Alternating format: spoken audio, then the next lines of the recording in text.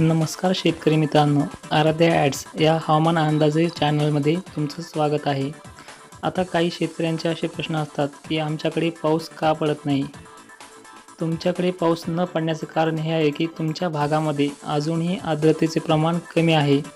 मग काही लोकांचे असे प्रश्न असतात की इतर ठिकाणी दररोज कसा काय पाऊस पडतो. कारण तिथे कधी-कधी काय होतंय, एखाद्या ठिकाणी जर पाऊस पडला तिथे ऑटोमॅटिक आर्द्रता वाढते आणि तिथं काय होतं, ढग जमून तिथं पाऊस पडतो. त्यामुळे तिथं दररोज किंवा कधीमधी तो पाऊस पडला जातो.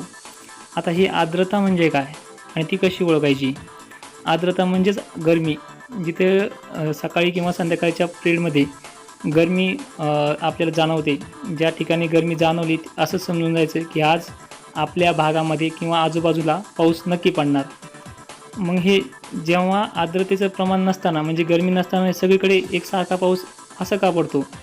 आता हे म्हणजे हा पाऊस पडण्याचं कारण एवढंच की ज्या समुद्री भागामध्ये कमी दाबाचा पट्टा निर्माण होतो आणि ते कमी दाबाचा पट्टा निर्माण झाल्यामुळे तिथून हवेचे दाब ज्या भागाकडे वळतात, जिथून त्या कमी दाबाच्या पट्ट्यामधून ज्या ठिकाणापर्यंत ते वारे जोराने वाहतात, त्या ठिकाणी तितका पूर्ण भाग पावसाने व्यापला जातो आणि हा कमी दाबाचा पट्टा समुद्र सपाटीवर निर्माण होतो किंवा समुद्रामध्ये तो निर्माण होतो. आता हा प्रश्न असा आहे की काही लोकांचा प्रश्न असा आहे की कमी दाबाचा पट्टा म्हणजे काय?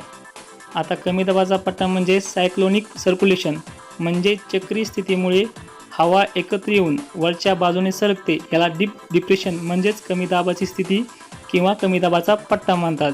यामुळे काय होतं, काही भागात हवेचा दाब कमी होतो. ज्या ठिकाणी हा पट्टा तयार होतो तिथं किंवा त्याच्या तयार झालेल्या हवेच्या दाबामुळे ती जेव्हा हवा जिकडे सरकते, जिकडे वेगाने वाहते, त्या भागापर्यंत तो पाऊस पडला जातो. ठीक आहे. अजून कोणाचे काही प्रश्न असतील तर कमेंट बॉक्समध्ये कळवा. आमचं चॅनल सबस्क्राईब करा आणि जेवढ्या होईल तेवढ्या शेतकऱ्यापर्यंत पाठवा. धन्यवाद.